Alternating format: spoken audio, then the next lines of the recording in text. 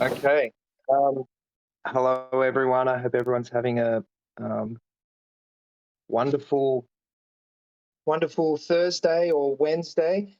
Um, I just wanted to first thank everyone for their support and their openly sharing in the mental health channel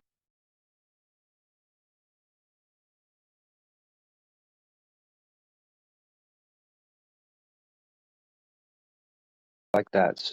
I just wanted to sort of congratulate everyone and thank them for supporting each other and helping people move forward through tough times that they're going through, and so today we're talking about anxiety, and I guess I just wanted to what I'll be going through is a little bit about what anxiety is, the basic factors between feeling anxious and an anxiety disorder.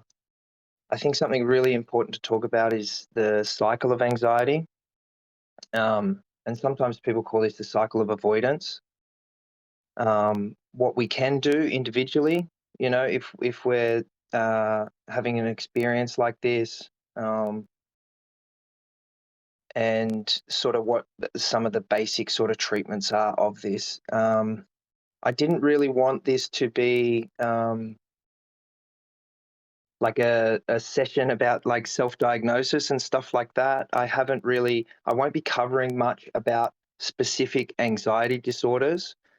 And I just wanted to let everyone know that because I think it's really important that we keep this space sort of safe. And, I'm not here to sort of diagnose anyone, but if anyone had any sort of issues like that or wanted to bring anything up, um, feel free to share, and feel free to speak to me afterwards. I'm happy. My DMs are open, and, you know, um, I have that thing of like what we call in the therapy world horizontalization, which is like nothing's off the table. So if anyone feel free to talk to me about anything that you feel like talking about. So I wrote this question. So what is anxiety? So um, all of us have like a certain level of anxious feelings and stuff like that.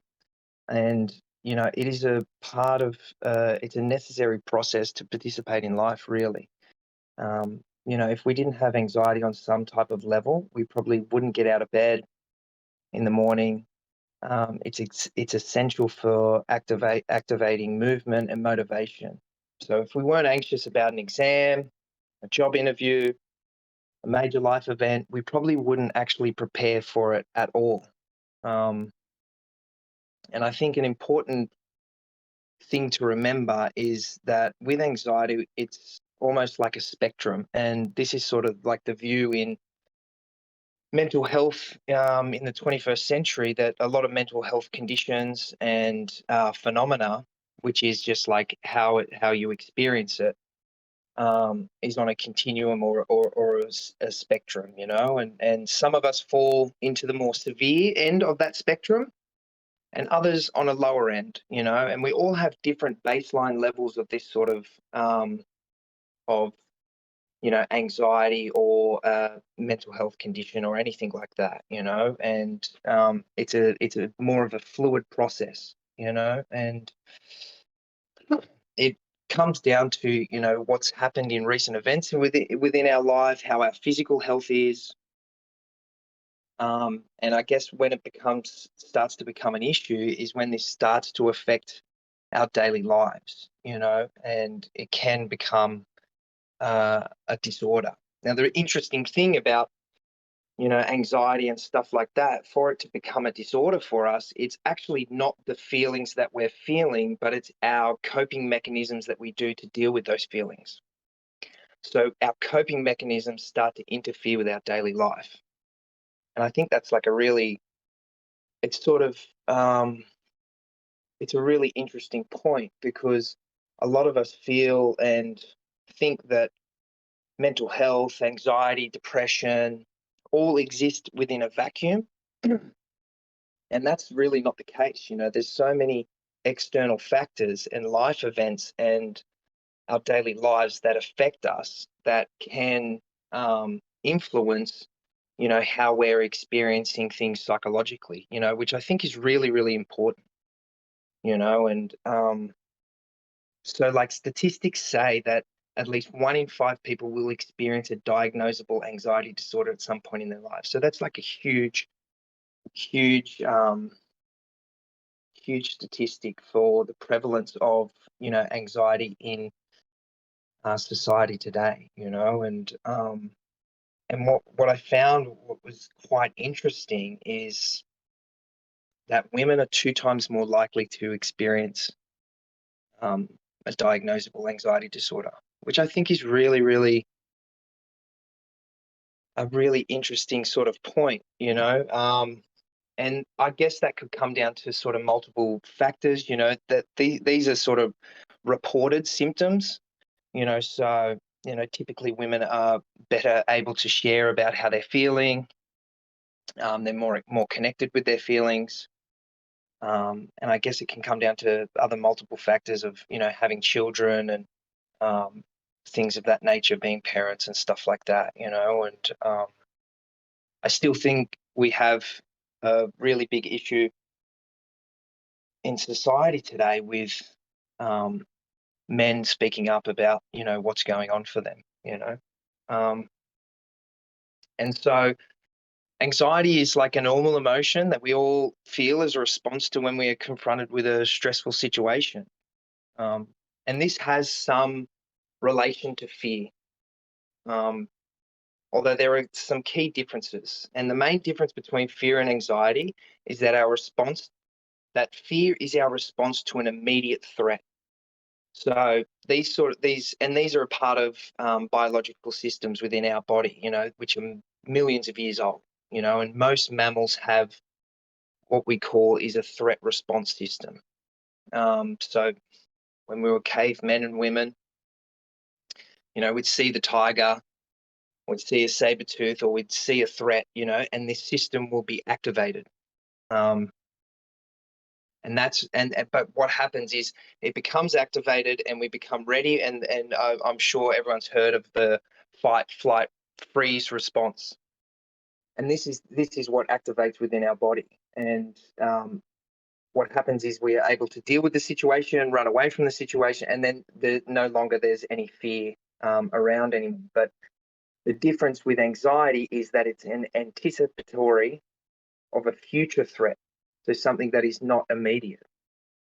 And I guess that comes along with the lines of, as human beings, we discovered, the future basically, and we were able. What we do as individuals is, and I'm sure people have done this before, is we play out scenarios in our minds, and in the NFT space, everyone talks about, your avatar, and all that sort of stuff. But we actually already conceptualize that sort of stuff within our minds anyway for future situations that are coming up within our lives, a job interview, um, going out on a date, a conflict that may be coming up within our lives that we need to speak to someone about, and we conceptualize this through our imagination. And what happens is we play through that situation to see what the scenarios are without actually going into that situation physically ourselves beforehand, which I think is really interesting. A really interesting way that we think as people, and sort of that's where anxiety for us sits, and lies within us, is that anticipatory or future threat. And so, and a lot of the times it's when we face uncertain threats that are future orientated, this tends to last much longer. And this response is, like I said before, a part of the threat detection system in our brain. And what this system is controlled by and centered in the amygdala. So our amygdala responds, which is within our brain, by sending signals to the hypothalamus, which stimulates the automatic nervous system. And when this is activated, it produces cortisol and adrenaline, which is where feelings of anxiety, insecurity, anger, and come from as well. So we have sort of two systems in our brain. We have the threat system, which is centered in the brain region with the amygdala, and what it produces is cortisol and adrenaline. And the emotions that come out of that system is insecurity, anxiety, and anger. And so that's its purpose in our brain. But the benefit is that we have a soothing system as well. And so that's in the prefrontal cortex of our brain. And what that produces is oxytocin, and like all those sort of feel good chemicals. So when we make eye contact with someone, we receive a hug, and the purpose of that system is to promote bonding and cope with distress. Feel free to stop me at any time and ask questions if anyone wants to. Was that someone? Sorry, that was just me. Oh, John left. No, I was just gonna say you're doing a good job. Very interesting. Yeah. So yeah. Well, I thought I'd like to start from the bottom up. So what sort of happens to us physically, and explain sort of why this sort of stuff happens. I think it's a good way to sort of put everything together. I love that. Yeah, and so yeah, when this system is activated, it produces cortisol and adrenaline. Like I said, which is where feelings of anxiety, insecurity, and stuff like that come from. And this is what is called the fight, flight, and freeze sort of response. Now, with these sort of responses, I'm sure people have heard about these before, but a fight response doesn't necessarily mean physically fighting someone. This can mean that when we have a fight response, what we think about is, okay, so I'm feeling this and I'm going to do whatever's needed to deal with this situation. And that can be assertively, aggressively, sort of a multitude of ways which we actually approach that situation and to deal with those feelings. Now, the flight response is not necessarily running away, but it's avoiding that sort of situation. And that can be physically avoiding. So we might not go to work, we might not show up for that appointment, we might not make that phone call. But it also can mean that we can go into that situation and emotionally flee, from that situation. We can suppress our feelings through anything, really. We can use drugs and alcohol just to avoid that sort of feeling, those sort of emotions. And freeze also has the same sort of process as flight, although we just sort of go into a state of just not being able to do anything. They're actually beginning to talk about adding another F to that response, which is quite interesting. There hasn't been much research on it, and I haven't seen much about it, but I've heard a few people talking about it, and that's like a frantic response when all this sort of stuff is activated. And I guess that would go along the lines with when we're in a situation and we frantically try to deal with it. So we may be pleading with someone, or things of that sort of nature, And I guess that's sort of like the biological sort of things that go on typically for individuals, And I wanted to say as well, like anything that gets said today is, yes, it's researched, but it's my experience as well, And I believe that everyone's an expert in their own lives, So what works for them may not necessarily work for someone else, And so what I'm saying is that everyone has their own journey, And I don't want to be someone who's sort of saying, oh, well, this is what's happening, and this is, and this is how you should deal with it. I don't think that's the right way about going about things, you know. And I just wanted to let everyone know that that's sort of my stance on this sort of stuff, you know. So um, there's no right or wrong in someone's recovery, or journey or life, you know.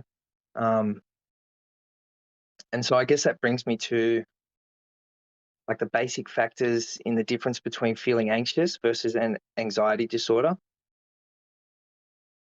And so one of the first things is the anxiety is out of proportion to the situation or isn't age appropriate. And I guess what that sort of means is, I don't know if anyone's ever experienced something like this within the audience. I know I have in my personal experience where I'm confronted with a situation of something that I didn't really want to do or face. And to a lot of people around and a lot of people looking at it from a different point of view, it's a small situation. But my response to that situation has been completely out of proportion. So it may have been I had to go speak to someone or see someone, and I just completely avoided it and, you know, ended up having an argument with my partner about going to do that. And obviously, sometimes, you know, people talk about tantrums and stuff like that, you know, um, and that can be a part of a response that isn't age appropriate. You know, if I'm, you know, responding to a certain situation where I'm feeling anxious about it and my response isn't, you know, I'm 30 years of age and my response is the response of someone much younger than me, you know, 5 years old or something like that, you know. And I'm sure people have experienced that before, whether they've seen that or directly done that. That's when it starts to begin to look like something. Okay, so what's actually going on here? You know, it's something a little bit deeper than the situation. There's actually meaning behind, and this is what I've found through therapy. There's always meaning behind behavior. You know, the behavior is trying to tell us something. Um, Another factor is of the difference between feeling anxious or having an anxiety disorder is it impairs our ability to function normally. And so that this means that it begins to affect our daily lives, that we avoid situations that we usually don't, and can become completely debilitating if untreated. This also involves what we do with the anxiety and how we cope with it, which is what begins to make it dysfunctional or maladaptive. And that's what I was talking about before. When you typically look up anxiety disorders and through like the DSM-5, which is the Diagnostic Statistical Manual, which is what um, psychiatrists use to diagnose people with a specific disorder. Um, yes, there are standard sort of symptoms that can come about, but a lot of it is to do, especially with our anxiety disorders, a lot of it is to do with our response and our behavior towards that anxiety. And I think that's a really interesting sort of factor. So a lot of what diagnoses the disorder is how we cope with what's going on for us. Um, and I think that's really, really interesting. You know, I did mention it before, you know, but there's another example of, you know, disorders don't, and mental health doesn't exist in a vacuum, you know. And a lot of people say, oh, I just have anxiety and that's it, you know, and everything in my life is perfect, you know. And I remember having a client, this is a different situation, but he was quite depressed. And he had depression, you know, and we looked at his life holistically, and it's like, okay, so you got depression and you believe that it's just, you know, before we look at this chemical imbalance in your brain, we work through a few things, and it's like, okay, so what time do you go to bed? I go to bed at 4 a.m.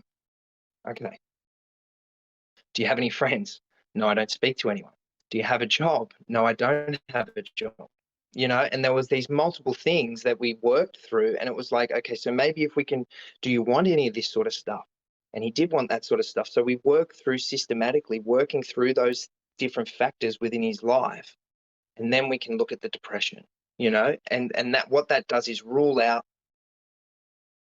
any other things that it may be, and lo and behold, his symptomology of depression greatly reduced, and his quality of life greatly improved from just addressing those factors within his life. And I guess a lot of people think when they go to therapy, it's just all about what's going on between my ears, and yes, some of it is, but we as human beings don't exist in this space where nothing affects us, and there's no influences on us, Um, and so I guess that brings me to something that I really like, um, and it's a part of like what brings about higher levels of anxiety. What is that process? Because a lot of the times with this sort of stuff, it's like, and I'm not sure if anyone's experienced this, but what I see in my practice is, people come in and the story is, my life was going great, you know, and things were excellent, and I was just moving along, and then all of a sudden I was in the deep end and I can't swim anymore, and they're really overwhelmed, and everything's happening all at once, and there's confusion about how all this sort of stuff happened. And I'll cover this sort of later, but this comes in with like the treatment for, and what we do is it's about creating awareness about our processes, and what we do, and a lot of people get in a lot of trouble because it's like we're unconscious about our behaviors and what we're doing, and we slowly keep moving towards, a disaster in our lives, and it's really difficult for us to get out of it alone. And that's when I go through it a bit later, that's what like one of the main treatments for anxiety is about. It's about building up skills, building up awareness, and it's one of a lot of people don't agree with it or they find it a bit harsh and a bit mechanistic, which is like a bit mechanical. But CBT is all about that skills building and building awareness, and a great thing called, I don't know if anyone's heard of it before, generalization, which is where you actually become your own therapist. That's the whole goal of like CBT and stuff like that.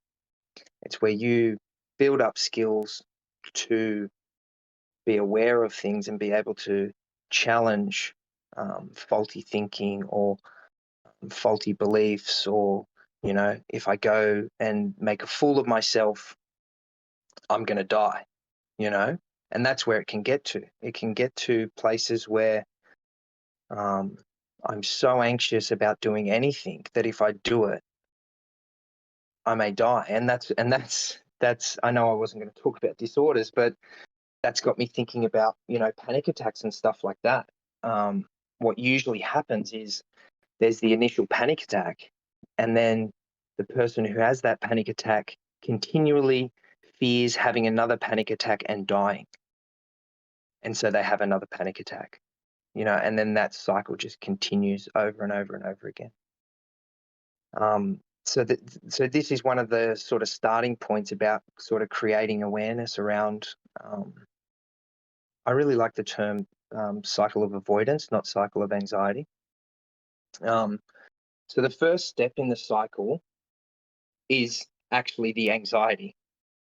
So this starts when we're first confronted with the thing that makes us feel nervous, afraid, or anxious. What usually happens is we have uncomfortable symptoms, so racing heart, trembling, or sweating. can feel tight in our chest. And these symptoms are really uncomfortable.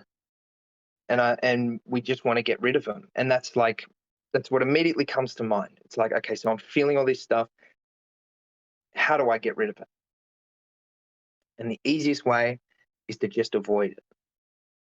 So it's about, okay, so if it's with work, I'm just going to call in sick and stay at home. If it's with school, I'm going to not go out. And what we do is we're very clever at avoiding things in very what's the word, in very complex sort of ways. And then so the second step is the actual avoidance. So we use physical avoidance, which is one common thing that we can do, which is what I was just talking about. And we just remove ourselves totally from the situation. We avoid a conversation with our boss, our school, or our loved one. Another form of avoidance is emotional avoidance, and I was talking a little bit about this earlier. So this is when we face the fear, but we find a way to suppress the anxiety or our emotions. And so that can kind of be a little bit confusing. It's like, oh, well, I'm facing the fear, but when we don't allow ourselves to feel what's actually happening for us, it's actually we're actually suppressing that anxiety, and we'll see later that can have not such good sort of effects on us. So an example of this is, so say you're at a party and you're really shy and you don't want to talk to people because doing that sort of stuff makes you nervous. And I think that's a really common thing. And so what we do is we say there's drinking at the party, and what we do is we drink until the anxiety goes away. And that helps us avoid those uncomfortable feelings and emotions. The third step in this cycle is what we get from doing that avoidance behavior is short-term relief from anxiety. And that's great because it's like, due to the avoidance, we are able to avoid these negative feelings, and we're like, fantastic, I don't have to feel it anymore. But the problem with that is the relief is short-lived. And it has consequences with that sort of stuff. So skipping school, we might not get good grades. Skipping work, we may miss out on an opportunity. Or people begin to think that we're unreliable. And so that's sort of our responses to feeling this way. It has real life sort of effects, and then that brings us to the fourth and final step of the cycle of avoidance, which is long-term anxiety growth. And so this means that we've been able to avoid the anxiety in the short terms and the feelings lessen, but in the long term, anxiety grows. And this is because we avoid something. When we avoid something, our brain learns that when I skip school or when I skip work or when I avoid something that's provoking anxiety in me, I feel good. And so every time we do this, it begins to become ingrained. And what it does is we have pathways in our brains that we've learnt over time through repetitive behavior. And so next time something comes up, we're more likely to avoid it again, and then we continually do that. And what happens is the number of things that we're avoiding becomes greater. And in consequence to that, the short-term relief that we get becomes lesser. And so the anxiety just continually builds. So we can start out with a mild form of this, and it can start out as just, that normal level that everyone feels, and we begin to avoid something and then it increases a little bit, and then we avoid something else and then it increases a bit. And then all of a sudden we're in, moderate anxiety. And then all of a sudden we're in high anxiety all the time, constantly feeling on edge, inability to turn up for things, unable to really function and do things that we'd like to do. And that, that can be, it's a really, really terrible sort of state to sort of live in, and a really painful state to live in. And the way we break out of this cycle is that we actually attempt to face our fears. And I'm not saying that as like, bang, there you go, full stop. That is the solution, because that's not the solution. But there's this famous saying that I really like, and it's by Carl Jung. And I've almost forgotten it. What you're looking for is in the very places that you don't want to look. And that is like that's the process of what I go through with my clients. The very thing that we're all looking for is in the very places that we don't want to look. And often that's why we can't find them, because it can be painful and it's a difficult experience, But if we begin to face our fears, our brain begins to learn. So this is where neuroplasticity comes in. And it's been a great discovery, and we've had it all along, but it's great that there's evidence backing this sort of stuff now, because we can always, a good thing that I like to tell my clients is we have to unlearn so then we can relearn, and we can always learn new ways of coping, new ways of being in the world, regardless of what we've been through, regardless of how hopeless or how distraught or how affected we are with any mental health condition, let alone anxiety. We can always learn to be able to cope better. But when we face our fears, our brain begins to learn that, and it says to us, I've faced this and I'm okay. And like I've been saying, this is easier said than done. But what we have to do is we gradually expose ourselves to these fears in a slow and safe way. And this is where, a mental health professional or therapy can be really beneficial. And what happens is it's like an exposure sort of therapy. And they do this a part of CBT and stuff as well.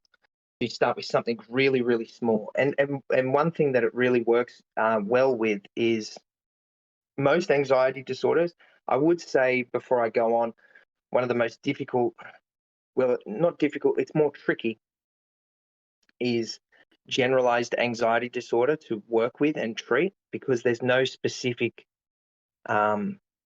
stimulus or stimuli or event or person or whatever that invokes that anxiety for us. It's just general. And that's the difficult thing, to try and for a person to figure out what is causing this is really difficult when there's no specific thing to cause it. But what happens is with phobias and stuff like that, which is in the anxiety family, is so say I've got a phobia of letters or something, like postage stamps, and what we do is we work up to, eventually at the end of the therapy would be me holding a postage stamp, and at the start of the therapy it will be, are we able to have a conversation about the postage stamp, and we slowly expose ourselves to the real thing over time. And what's really interesting about that is this is a form of habituation. Now, habituation is a really, really simple form of learning. And I'm going to break off into a bit of a weird story about a snail to prove that we all can learn through habituation. Now, so if you grab the snail, and I actually think a scientist did this. I think a psychiatrist did this to actually figure out learning. the simplest form of learning. So if you grab a snail and you're holding the snail and you poke its eyes just gently, I'm sure everyone's done that as a kid, and its eyes go back into its head, they recoil.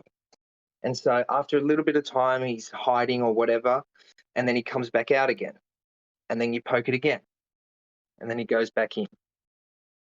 And then you do that after a few times, and then you poke it again, and he only goes half in and then comes back out. And eventually, if you keep doing that, what will happen is you will poke the snail's eyes and he will no longer recoil. And what that tells us is it's like the most simplest form of learning, and it may be a bit of a silly story, but if anyone can relate, this is what I'm trying to relate it to, is that what has happened is the snail has habituated the stimulus, so the distress that the person is causing to its eyes, and has been able to tolerate the distress. And I think that's really, really interesting. So what that tells us is that if we have anxiety, if we're feeling this sort of stuff, what we actually discover in our journey of recovery is not that the world is safe and that everything's okay. It's that we are able to tolerate that sort of distress, and we are actually we have more courage and are stronger than we actually think we are. And I think that's the really interesting part. And when I go into talking about what we can do as individuals, there's scientific sort of evidence that sort of backs this up. And I think that's really, really sort of interesting that when we actually that process is that we actually discover that we're more capable than we thought we were originally. How's everyone going? How am I going? I just wanted to check in for a second. You're doing very well. I'm like so focused right now with like your voice. I'm just like I'm reflecting on myself. That's really great. Okay, Yeah, I you're doing just good. wanted to just check in. I forgot. I I wasn't sure know. if I was still logged in or not. No, we love this. Yeah. We did have a question in voice text, so if Yeah. you want to answer now or later. Yeah, I can answer. I can answer now. Yeah. Okay, let me scroll back. It was from Ali the Alchemist. What are healthy ways to cope with feelings of flight when in an anxiety-provoking situation? Feelings of flight. Yes, like when we were Um. talking about fight or flight. Mhm. So um when we are in situations like that, so what's happening is our physical response, so it's quite it's our stress response, and it's quite an intense situation, for us, what we're feeling. And what is a really good thing is, so there's the Foursquare breathing, which has been mentioned before. And And I guess what I'm going to say is, like, I can give some suggestions, but we got to think I guess it's up to the person about how logistically possible is this in any given situation. So at times it may be easier to do this, and at times it may be more difficult, but it's about trying to experiment with what will work in multiple situations. So a good thing is the Foursquare breathing technique. Now that is about, and you can do that standing, you can do that sitting, you can do that sort of in any position. You can do that lying down, and that's about, okay. So I take four slow breaths, and what I do is I look for four things I can see. I take another four slow breaths. I look at four things I can touch. I take another um, four breaths, and I look and I what did I say? 4 things I can see, 4 things I can touch, 4 things I can hear. Um,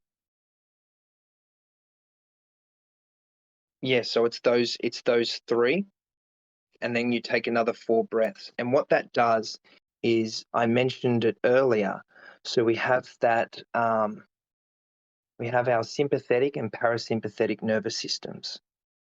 And so they are connected to the fight and flight are sympathetic, and our parasympathetic nervous system is connected to our freeze. And the good thing about these systems is, what it's telling you in that moment is, I'm in danger, let's prepare. But the greatest thing is, we can actually control those systems through our breathing. It's one of the only systems that we can actually consciously control ourselves. And that would be my greatest sort of suggestion at that time. And what that does is, that moves through that breathing, it moves us from that part of our brain that I was talking about before. Everyone says it's the reptilian, but it's not the reptilian, it's the mammalian, which is a bit newer in our it's not as old as the reptilian brain all the way at the back. And that moves us into our um, it moves us into our soothing system. So it moves us into our prefrontal cortex, which is where we're able to, we have feelings of security, trust, and attachment. And that is like a bottom up way of doing that sort of stuff, you know? So to think of like a complex sort of way to cope with in that situation, that won't work, because what's happened is, that part of the brain is shut off. And what it is, it's about physically trying to soothe ourselves in that situation, so that part of the brain turns back on and we're able to think clearly. Um, and there's another thing that I'll be going through sort of later. Well, I can go through it actually now, because I was just about to talk about what can I do when feeling this sort of stuff. And I'll skip to this part and then go over mindfulness. But so there's a thing called the vagus nerve now, or the vagal nerve. So the vagal nerve starts in our brain stem, just behind our ears, and it travels down each side of our neck, across our chest, and down through our abdomen. And vagus is Latin for wandering. And so this is like the wandering nerve through, and it actually connects our whole system. And it networks the brain with the stomach and the digestive tract, the lungs, heart, spleen, intestines, liver, and kidneys. And it works with our eyes, our facial expressions, and everything. And so there's a thing called vagal breathing.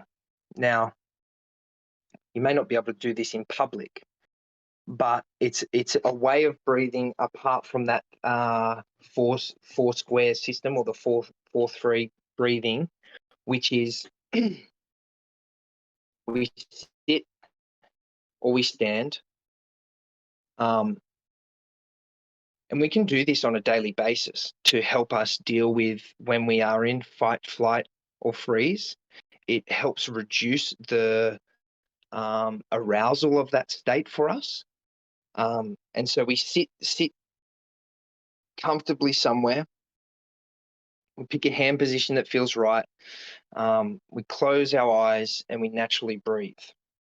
And what we do is, we allow our lower belly to expand on the inhale, and let our lower belly sink backwards into our spine on the exhale.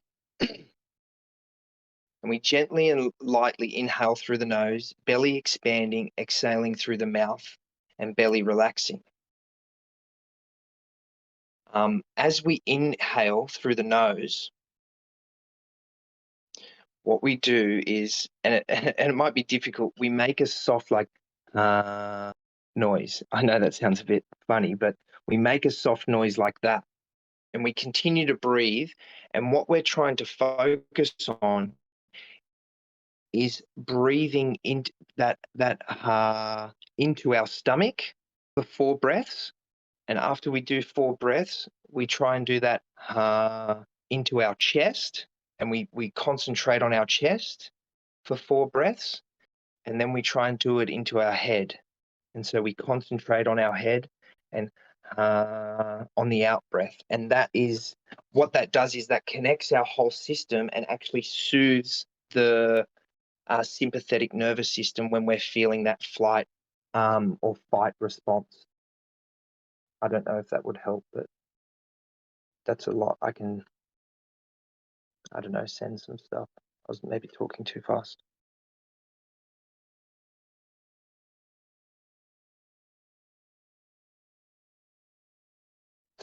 Hello?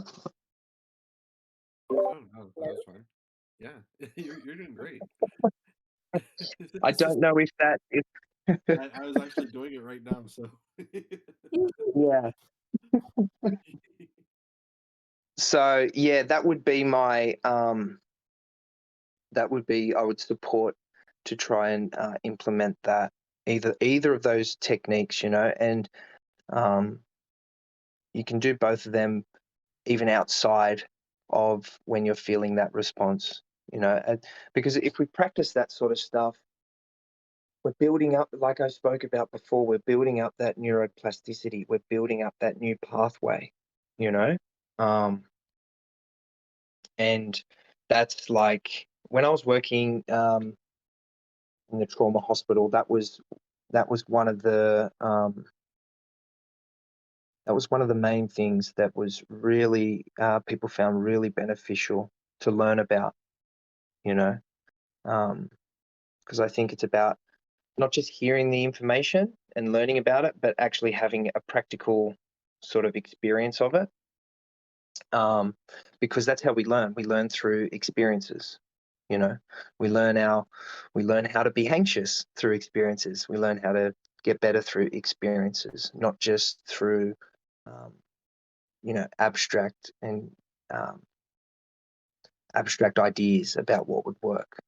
But those are two things um, that community member can put in their pocket and just try. And there's a lot of information online about both of those breathing sort of things. And there's a whole theory on polyvagal theory, which is really, really great, and is centered around trauma and stuff like that.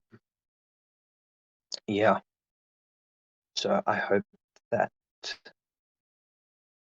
hope that helps.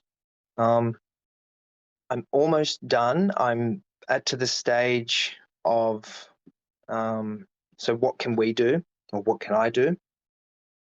So one of the main, apart from that vagal breathing, which is like for an immediate, um, when we're feeling quite anxious, or we're in a situation at that very moment, is a daily practice of, and I know it's not going to be an epiphany for people, but a daily practice of mindfulness is something that will is like extremely beneficial, for particularly anxiety and just overall wellness. I believe, and I guess it's around when we're trying something new, or we have certain ideas around what something is, you know, and around how we should do it, or what are the parameters around this, And a lot of people, they want to try out meditation, and they believe meditation is you have to sit a certain way in a certain room, and do something in a specific way, And there's a multitude of ways that you can do that. And particularly with mindfulness, so mindfulness isn't necessarily sitting in silence in a room, um, we're all in the NFT space. Things are going 1,000 miles a minute, you know, And life is like that generally for most people, you know. Um, we probably all get like about 5 minutes a day to sit and be with ourselves, you know. So I think it's about sort of breaking down those barriers within our mind about what mindfulness is and what it looks like, you know. And what it looks like is that it can be anything that people are able to be mindful of about their body, mindful about what's going on for them, and mindful about the space around them. You know, I have clients who their daily practice of mindfulness is hopping into a natural body of water. Now, that can be any natural body of water, and it's not necessarily at a particular time of day, you know. And if we can do it at a particular time of day, that's great. But if we can't, it's about trying to practice that sort of stuff. I have a client whose mindfulness is mowing the lawn, and he finds that he's completely mindful when he mows the lawn. Um, you know, so it's about, and I guess it's about being curious about what could work for anyone, you know, or for myself, or for anyone who's listening today, you know. And not looking at it as you know, a challenge or a task or anything like that, but it's an exploration of self, you know. And it's really, it comes back to that those pathways that I was talking about before. And I got a little bit of research here on mindfulness, which I found really, really interesting and you know, beneficial. So, interestingly, training on mindfulness has a positive effect on the regions of the human brain involved in emotional regulation and stress impulse response. So, mindfulness techniques are based on the idea that experiencing the present moment non-judgmentally can successfully mitigate the effects of stresses. Often, as individuals, we focus excessively, um, and we all do it. You know, we're never in the present moment. We are always in the past or future. You know, and we excessively focus on that, and that's like, I guess that's what's really interesting is that's like the blessing of a blessing and a curse for the human race. You know, because we discovered the future. Not like time travel, but conceptually, that we could conceptualize a future, you know. And that's how, you know, we figured out that we could work and sacrifice the present moment for a better future and all that sort of stuff. It was a whole developmental process for human beings, you know. And it's a blessing and a curse, you know. But when we're focusing excessively on the past and future, it results in excessive cognitive activity to control negative emotional experiences or repetitive threatening thoughts of negative emotional experiences, triggering the stresses. Um, so, what this does is when we're constantly thinking about the future and the past and the future and the past and what could I have done and what could happen in the future, this activity overwhelms us, and it increases when we're past orientated. It increases feelings of depression, and when we're future focused, it increases our experience of anxiety and stress. And so, what they found was mindful people react to stressful events more reflectively rather than reflexively. So what that means is we're able to reflect currently in the present moment. So this means that mindfulness is considered to be at odds with experiential avoidance techniques, which involve attempting to reduce the intensity or frequency of unpleasant internal sensations that have been associated with high levels of anxiety, stress, and depression. And so, what that means is that when we are practicing mindfulness and when we're being mindful, that needing to avoid the intensity or frequency of those unpleasant feelings, you know, um, the we are able to view it from a different perspective. and within that moment. So when we don't abandon ourselves, we don't avoid, we don't try and something that's really big for men is when we're feeling anxious or we're in a situation and we're overcome or hijacked by our emotions, what we do is we actually try and control the situation. We come out with controlling behaviors and controlling language, which then comes off as anger and aggression, and so what they found was there was an increase in individuals' self-efficacy when they practice mindfulness. And so, what self-efficacy refers to is the belief in one's own capacity and has thereby been proven to have a significant influence on human accomplishment. And so mindfulness techniques, in effect, may help you become more conscious of your own self-efficacy. So that's like the belief that I can actually do things. And sort of what I was talking about before is like that's what I found really interesting was with CBT, learning to become your own therapist, you actually begin to generalize your behaviors and new things that you learn and realize that what I said before is that we're actually more courageous than we are. We're more capable than we believe, not that the world's safe. Um, and by becoming more aware of your point of view in every circumstance, whether it includes objects, people, locations, or ideas. So, mindfulness impacts self efficacy, while increased self efficacy affects the level of anxiety, stress, and depression in turn.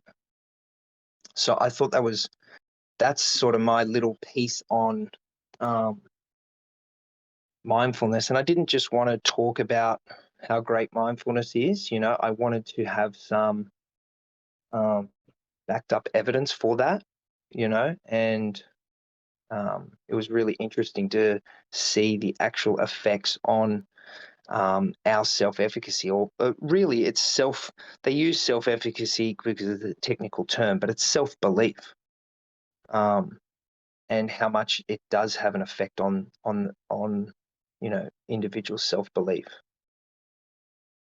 Um, I can see we're almost at the end. I might just do a little bit on. So I'll just a main treatment of CBT. So this is for if someone was going to see a therapist and stuff like that. So the core principles of CBT includes that psychological problems are based in part on faulty or unhelpful ways of thinking. Psychological problems are based on learning patterns of unhelpful behavior. So what we were talking before about the cycle of avoidance, and people suffering from psychological problems can learn better ways of coping with them, thereby relieving their symptoms and becoming more effective in their lives. And I guess that's what we were talking before about, the mindfulness, habituation, and relearning. And so what I really find beneficial is, if someone did want to go to therapy, there's a nice fit between what works in therapy and then what you can do with mindfulness, and things like that. It's really, and a lot of people.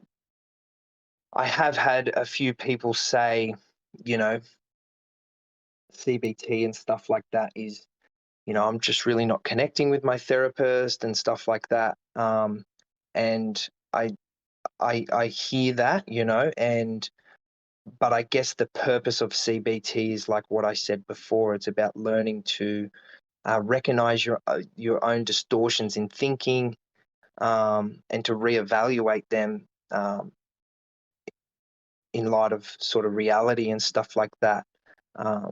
Because what we think about certain situations isn't necessarily always true, you know? Um, and I guess it's about that generalization and habituation. Um, and I guess that's we're coming to an end, and I didn't think I'd make it all the way, but I would like to. I can stop there. I probably should have stopped a bit earlier. No, you're doing great. I'm personally enjoying this so much. I'm just like Good. back, like reflecting, and it feels good to be somewhat connected to my emotions because this is like what I've honestly been searching for the last 2 weeks. Mm, So it feels good, and yeah. we appreciate this very much. But yeah, we could start bringing people up if you'd want. Yeah, for sure. Anyone, if they wanted to share, had a question, whatever, whatever anyone wants to do, or what you guys want them to do.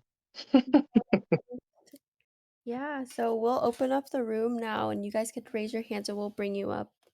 Just be mindful that this is a safe place and just respect everybody that's on stage and in the audience as well.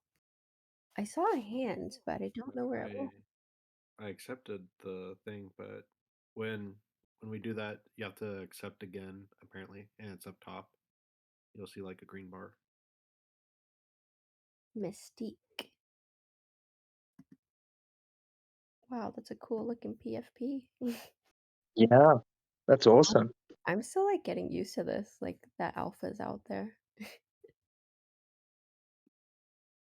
But no, yeah, Dr. Crabapple, that was like all the points you made. I think I've been somewhat aware of them. Like I've thought about Yeah. them sometime in my life, but I don't think I've actually like deeply thought about them and reflected with myself. Like I'm just sitting here. I thought I would be like working, but I kind of just like stopped and I've just been listening to you. You guys Like, hear me at all? Yeah, yes. where are you? Gosh, yay! Yeah. Sorry, I had to, like, click a million things. I'm sorry. Yeah, Thank it No. takes a little bit. So, thank you guys for hosting this. Thank you, doctor, for speaking. I have taken copious notes. Thank you so much. Um, I had a question about now that I can identify it because of what you just said, avoidance. So, yeah, I've dealt with anxiety for years, had gray hair since I was 15, so, I've gotten better at it. However, with the avoidance, it's gotten, like, a lot heavier lately, and I have to, like, trick myself. Even though I'm really successful at it, I tell my friends, like, "Can you just lie to me and say you're coming over so I'll clean the house and finish my tasks?" Because they'll just I just won't touch them for a long Yeah. period of time. I was wondering, is there a better, more effective, healthier way than, like, having to trick myself into accomplishing tasks? I tried to make that quick, sorry, I hope it made sense. Well, there. No, that's fine. That's fine. That can be difficult, right? But I would say, so sometimes I use this thing with um, my clients, and it's not necessarily tricking themselves, and it can be a little bit. I wouldn't say it can be a little bit harsh. So, what we can do with anxiety is we can be pushing against it, or it can be pushing from behind us, if that sort of makes sense. Sure. So if you're able to write down, so when we're avoiding something, if we're able, and like I spoke about earlier, if we're able to write, if you could get a pen and a piece of paper and write down specifically and in detail what will actually happen if you avoid this long term. Oh. What are the consequences of this? The real life consequences. And what actually happens is that doesn't take the avoidance away, but what it does is it puts the anxiety behind you and pushes you to do it because you know exactly what the consequences are. And they can compound and compound and compound. 'Cause I feel like that's what's weighing on my chest and keeping me immobile is the fear of all of those things, but you're saying I can somehow turn that on its head. Yeah, yeah. So flipping it around to have it push from behind instead of coming up against it, you know? Um, and then I guess it's around, so what are the things that you're like, is it just cleaning and stuff like that, or what is it? What are the certain things that you're sort of avoiding? Because it's kind of it can be difficult to give sort of like tips or tricks. Oh, it's kind of all of it. I'm finishing one job, I'm beginning to start my own business. It's all very easily accomplishable things. It's just like 100 things, and instead of doing them, I just don't. I've had a week off. I've accomplished just about nothing except for things that keep me alive and paying bills. But everything else, I'll just stare at them and then I'll watch Netflix instead or something. It's mad. I don't understand. And yet I'll invite someone over and they'll be like, "Okay, I'll be there at this time," and then bam, my house is, like, flawless. It's like Marie Kondo came through here. But I can't accomplish that on my own. I have to, like, trick myself to do it. I Yeah. Yeah, yeah. So um, do you have things broken down of in? You said you've got 100 things to do. Mhm. Are they broken down into individual tasks? Oh, yes, painstakingly so. Mhm. Okay. They're Well, written out and not done. But I pardon, don't know pardon. if I can, like if you have a blog or something, I can read through it. If other people have questions, I don't wanna take up anybody else's time. Yeah, for sure, for sure. Thank you for the question. I'm sorry. I just No, no I problem. guess Thank you. it's I guess it's around trying to see what you do want to achieve. Do you know what I mean? And I guess it's based on the values of what you're actually trying to do. Do you know what I mean? Like if it's like everything's urgent, right? But what's everything's important, but what's urgent that needs to be done, you know? And Mm, actually just going through the motions of actually doing it. And I know that's a difficult thing to sort of put ourselves through, but um, it's like, well, why do I have so many? Why do I keep continually try and start so many new things and have so many things to do? You know, I guess that's a question that um, you need to sort of ask yourself about that sort of stuff because if the value's not there in getting them done, it's like, well, they'll never get sort of accomplished. Does that right. make sense? Yeah, totally. Thank you so much. I appreciate it, doctor, and thanks for the whole panel. Thanks again for hosting this. I appreciate it. No problem. Thanks for coming up, Mystique.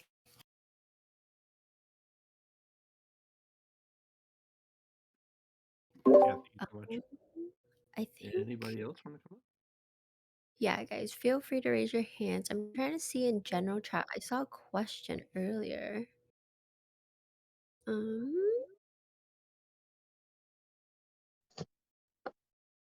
oh, here it is.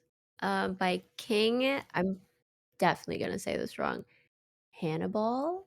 What type of coping mechanisms would you recommend to combat other types of anxiety responses, such as procrastination or self-sabotage?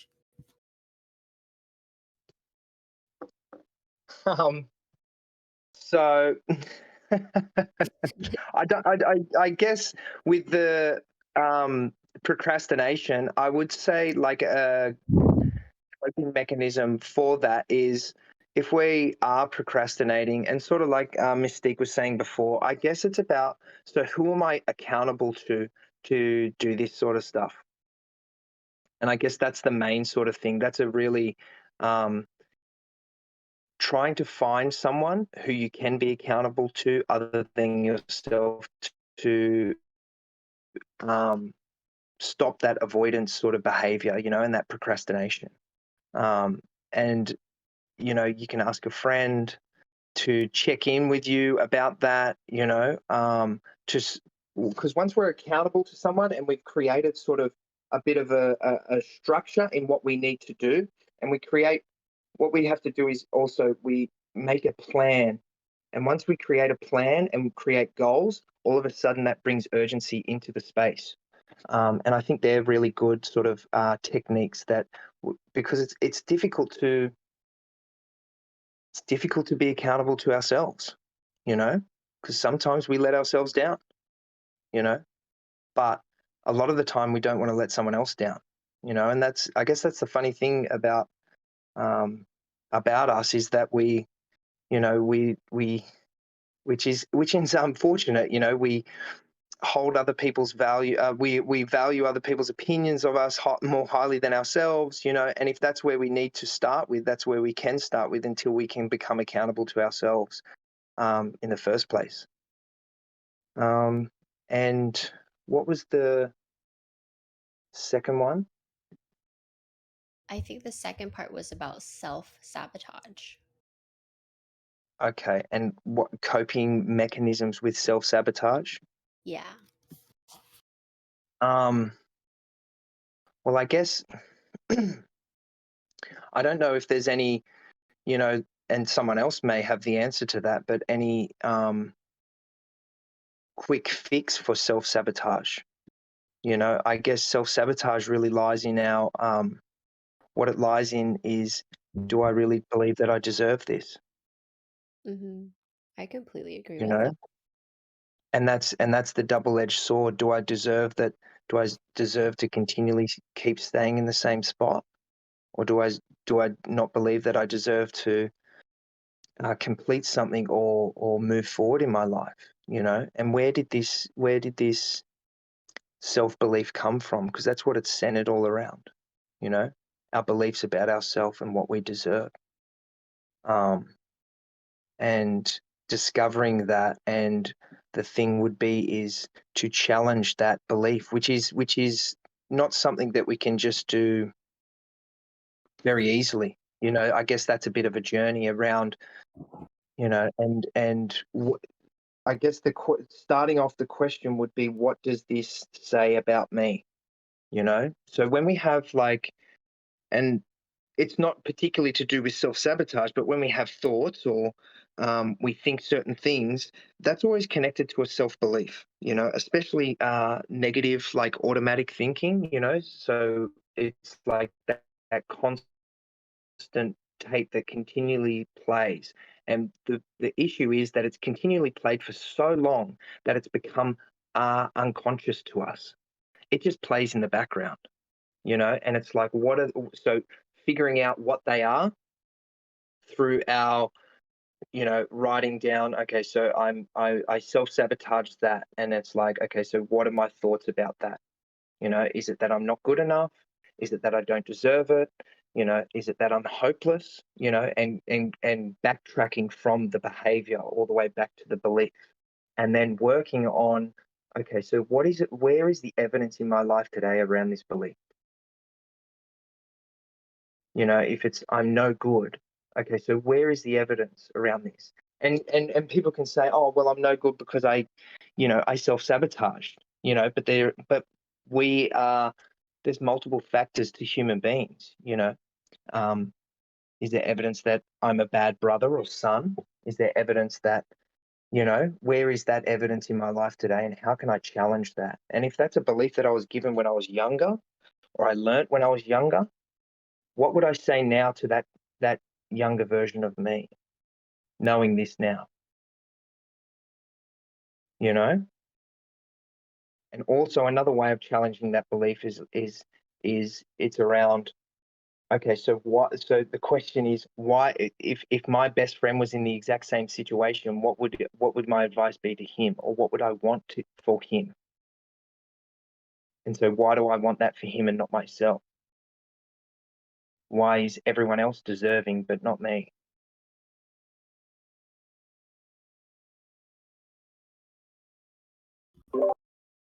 And I I think guess that's sort of like a starting point. I love that reference that you just made about if it was your friend in that position, what would you do? And why is it different versus you? Because I think that's something I 100% struggle with. I think for me, Yeah, I think I have such a big heart for people, and I always end up asking myself, why don't I have a big heart for myself? yeah, yeah. And that shows us that that's like like for lack of a better word, like a false belief about self. It's a distorted belief about self, because your actual belief is that you want the best for everyone, you want love for everyone, you want everyone to achieve whatever they're out to achieve. So it's like, what's the difference in me? you know? Exactly. So I don't know if that helps with the self-sabotage. Sorry, I was just letting my dog out. But yeah, I think that came from King Hannibal. Just know, like, we're all human, and I think we all go through like the same things, obviously in different time spans and different ways, but we, as humans, that's how we connect, I think, through emotion.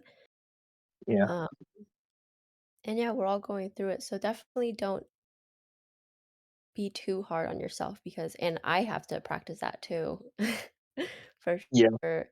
But yeah, I think as humans, we're just so hard on ourselves versus being hard on other people. From yeah, for my sure. personal experience.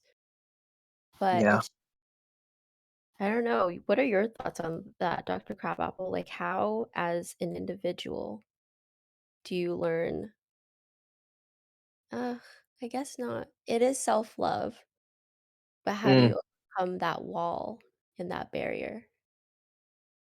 How do you break through that barrier? Yeah. With great difficulty. No, no, that's Oh, yeah. um, it's if you look at it in a behavioral sort of way, so it's about those, and it's sort of like the stuff we were talking about with the anxiety. It's that continued. See, what we can control is how we behave, you know, um, and it's about doing things that are completely against the grain for us. Small things continually, you know, and through that repetitive behavior, and sort of, I guess it's around, like we were talking before, it's around, okay, so how would I care and love for, how would I look after, take care of, and show love to someone close to me?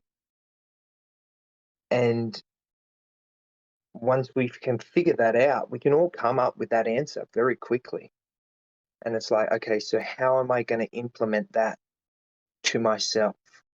One thing, as small as it may be, you know, the smallest, smallest loving action that I can do for myself in this moment, you know?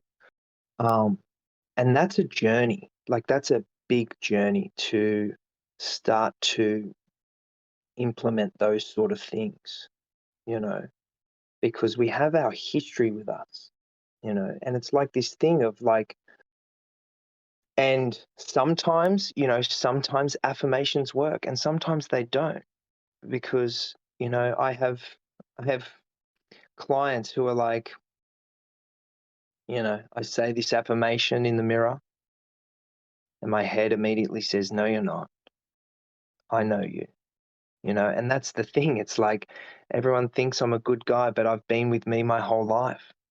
I know what I've been through, and what we do is we collect everyone's beliefs and opinions about us, and we keep repeating those, to ourselves, and it's about actively trying to do the opposite of those beliefs slowly, very slowly and very carefully and gently with ourselves.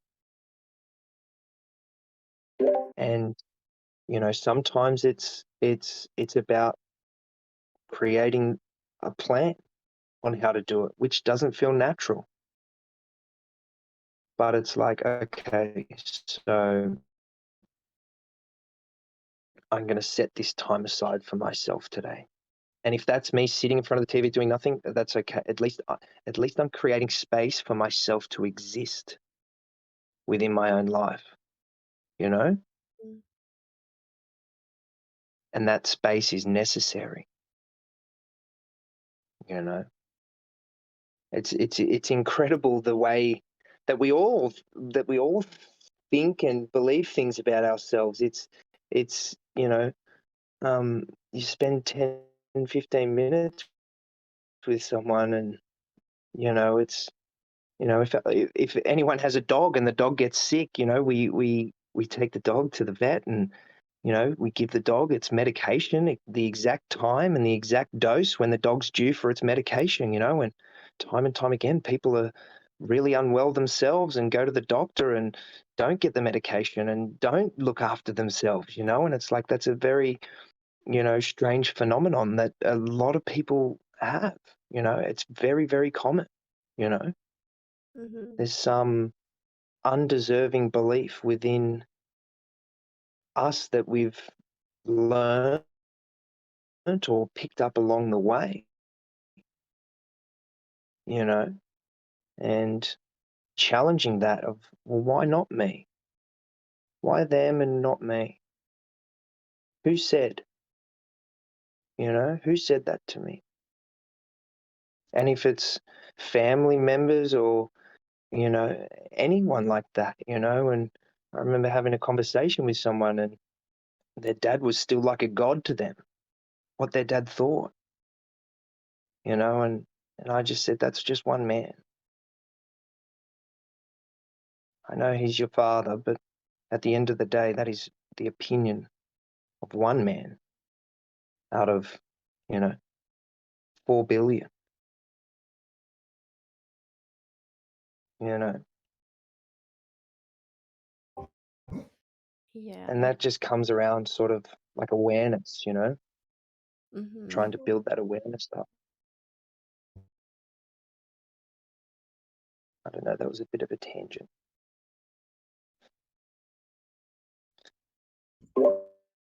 No, I my dog crying. But, yeah, that's the golden question I always have to myself. It's like, why do I always tell myself that I'm undeserving, but I could do Mm, so much, sacrifice so much, almost everything for the people that I love. I've definitely done that mm, before. I've mm, gotten better, but I'm definitely still stuck in that mindset where I haven't fully accepted that, I too deserve the world. And it's very interesting. yeah, yeah. But we do have another question from N Style. Any suggestions on how to deal with an anxious child? Um, well, I don't know how old the child is. Yeah, I know this. I don't know if this is your area. N Style, do you wanna come up or? Oh, there you go. 7 years old. Um, so I guess that's a it's I guess it's much more because I don't know the exact sort of things that's going on, you know, but I guess around that sort of stuff, it wouldn't be, um, you know, it's not about eliminating the anxiety or trying to get rid of it for the child, you know. It's about finding ways to help them cope with that sort of stuff. Um, I would also say, um, and this might be difficult to do, but I would also say don't avoid things that um, don't avoid things that make him or her anxious. I think that's really important, you know, because what if we start doing that sort of stuff? And I'm not saying expose them, and I'm sure you're not exposing them to like, you know, completely um, insane situations, you know. But you know, if and that comes into helping the child sort of manage their sort of anxiety and letting them know they are safe, you know, and not because if we start to avoid, we choose to avoid the situations for them, we're actually starting to build up that pattern very, very early, you know, and I would say, um, I would, yeah, I don't want to. I don't want to go into deep with that sort of stuff. I was going to go somewhere where I probably shouldn't have, but and I would it with respecting how they're feeling. I think there's certain parameters around that sort of stuff, so there's a certain way to be where it's like, we're not actually enabling or empowering that sort of anxiety, when they're feeling that, but do not avoid not speaking about it, and soothing them in the situation, naming that they're feeling that way and that you can see that, and then but that they're okay. So you can be the um, what we do when we're adults is that we challenge that thinking and we soothe ourselves, conceptually in our own minds, through um, creating different self-talk and stuff like that. You can be that reassuring self-talk for the child, and letting them know that they're safe. And um, and I guess it's not about so along with that sort of stuff, it's also not about, even though you're naming it, when we're, when you're talking to your child and stuff like that, and you notice that they're anxious, don't lead. So we can always ask leading questions, you know? So if I ask you, oh, are you feeling anxious? That's a leading question for a young child, you know? And they'll jump onto that. So it's about asking sort of open-ended questions where they can sort of interpret how they are actually feeling. So instead of saying, oh, are you anxious about doing this, how are you feeling about doing this, you know so it's about trying to not exacerbate what's happening for them, but keeping it within bounds and appropriately, sort of soothing them in that situation. And like, I don't know if it's, an attachment anxiety or anything like that. And I wouldn't uh, jump into saying it's that sort of stuff, but, and I guess what I was saying about, not avoiding, um, things that cause the child anxious,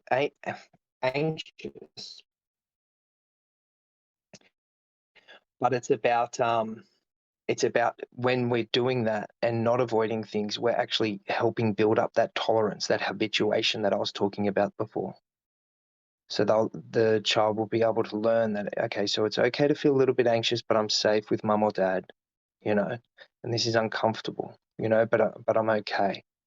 I guess that would be, um, my support for that sort of stuff in my little knowledge about, you know, your situation and, stuff like that. It was great. Thank you for giving and Style your perspective on that. It it's peak where I'm at. We have about 2 minutes left, but 5 minutes if anyone else wants to ask any last questions or just come up and ask your questions. Um, but yeah, it's this. We got to do this again because I have enjoyed this very much, and it's bringing me a lot of zen. Yeah, Yeah, it's we been need more great. sessions. Pardon, what was that? What was that? Yeah, we need more sessions. I also have, The some oh, worksheets or something that I can, um, you know, if anyone can sort of download them if they want. It's, sort of some anxiety sort of stuff, CBT stuff, if they wanted to just have a look at it. It's nothing in depth or anything like that, but they're kind of good to have, you know. Yeah, I would yeah, if definitely you look at them. So actually, I think it would be great if we could drop a link into the mental health. Um, on I could just pin it in the channel so everybody could go find it there. Yeah, I've got them in like PDF on my computer, so I don't know if there would be. Um, You could I actually can find a way, send it figure something Mm. out. Yeah, yeah, send it in our Slack group. I could figure out a way. yeah, for sure. Yeah, one thing that you were talking about though is the breathing exercise. Like I do that a lot when I get migraines because I get migraines a Mm. lot when working. So that's something like I was like resonating with. So I was glad that you Yeah, were like bringing that up. yeah, for sure. It's like Oh our, gosh, I'm so our sorry. our breath is like it's always with us. It's an amazing. I guess I look at it as like it's like our superpower. You know what I mean? Um, and the fact that it's like backed by science with that polyvagal breathing or whatever breathing you're doing is that we can actually like control our sympathetic nervous system. We can control our nervous system through our own breathing. Which is like you know better than they have medication for that, and we can do it with our own breathing. Yeah, like I usually take medication for my migraines, but like the breathing like gives it that extra step to like help out because my migraines get pretty bad. Yeah, yeah, for sure. That would suck.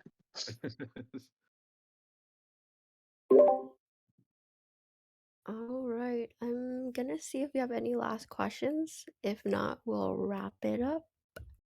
Um,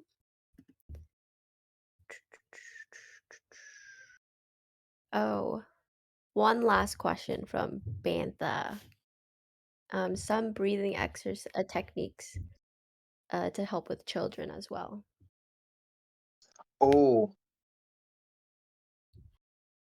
That's a good one. how old? If you don't How mind me asking.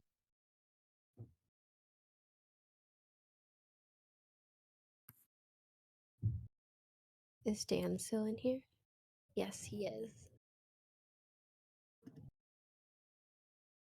Going once, going twice.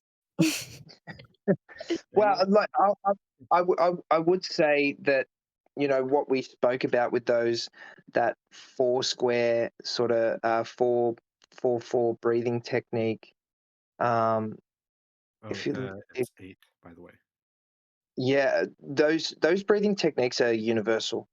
So I think a really great exercise would be to do it with him or her. Um, as like a teaching sort of thing, and it's a connection sort of thing. You're both looking into each other's eyes, sitting across from each other. Um, I think that could be a like really reassuring sort of way to do that.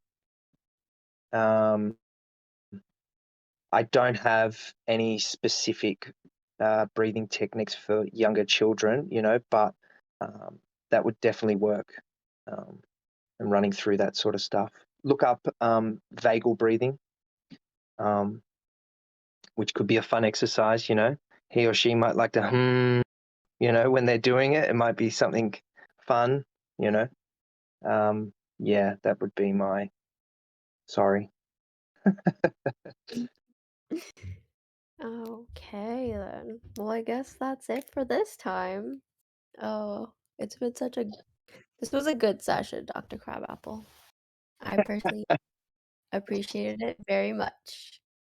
Yeah, I loved it. Thank you.